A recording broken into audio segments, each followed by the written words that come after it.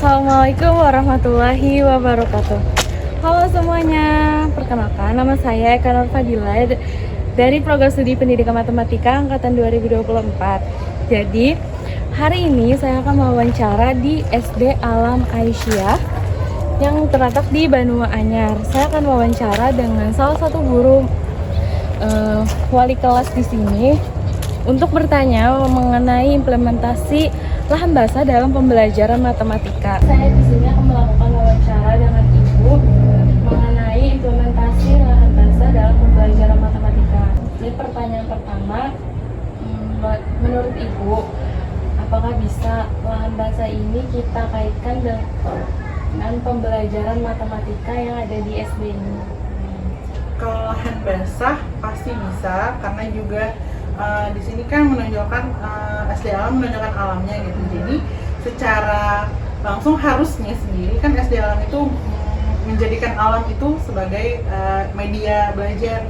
Jadi tentu saja apalagi lahan basah yang bisa langsung di kelasnya gitu, bisa jadi media pembelajaran matematika untuk anak-anak. Selanjutnya itu menurut Ibu, materi matematika seperti apa yang dapat kita lakukan untuk yang dapat kita kaitkan dengan konsep lahan basah ini? Materi itu seperti apa? Materi pasti banyak lah untuk matematika sendiri, banyak aspek yang bisa kita ambil nih materinya gitu. Tapi karena kita masih SD dan anak-anaknya yang mampu itu masih sangat dasar istilahnya, jadi yang lebih mudah aja gitu ya, perhitungan kan jumlah berapa misalnya ikannya, atau di sini ada ikan apa aja, misalnya ikannya bentuk warnanya sama ada berapa jumlahnya, ikannya sama ada berapa, lebih ke seperti itu aja dulu gitu. Jadi kayak konsep Hitungnya masih dasar kan. Selanjutnya dari Pian sendiri tuh apakah pernah menerapkan ini lahan basah itu sebagai media dalam pembelajaran di kelas gitu Bu? Kalau anak kelas 1 nya kalau aku belum sih untuk matematika gitu.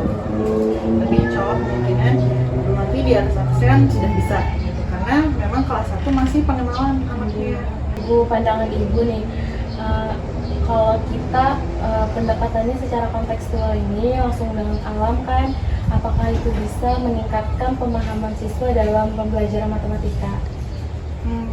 Sangat bisa karena anak-anaknya ini lebih nyaman, lebih cepat masuknya kalau contohnya itu bisa dilihat langsung oleh mereka gitu, dekat dengan mereka gitu kan. Jadi misalnya daripada menghayal ini tambah ini, si Andi punya 5 apel, kan kita tidak melihat apel itu ada di situ.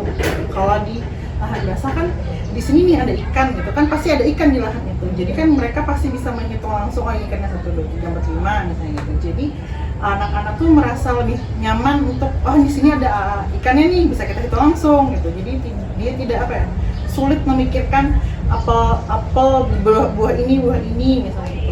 Jadi kan lebih enak kalau sesuatu ada di depan mereka langsung dan bisa mereka jadikan bahan ajar.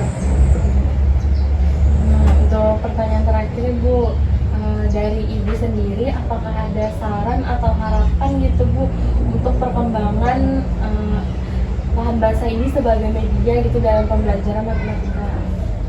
Kalau saran belum ada, kalau harapan tentu sangat banyak lah ya. Apalagi anak-anak kan sangat senang kalau belajar langsung di alam nih gitu, kada bosan misalnya. Diharapkan sih bisa menjadi motivasi buahnya gitu anak-anak, apalagi di SD Alam kah atau di SD lainnya gitu kan. Jadi lebih dia merasa lebih dekat dengan alam, bisa memahami alam itu seperti apa, terus paham oh di alam itu ada ini dan ini gitu. Jadi pembelajarannya tuh matematika dan lainnya gitu kan, jadi lebih nyaman. Nah, dari semua pertanyaan tadi kita dapat menyimpulkan loh Bu, bahwa lahan basah ini tuh sebenarnya sangat bisa menjadi media dalam pembelajaran matematika, apalagi untuk kelas SD yang dapat meningkatkan motivasi mereka dalam belajar.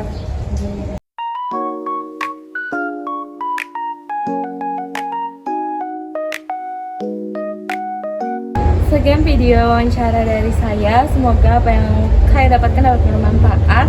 Saya ucapkan terima kasih. Dadah.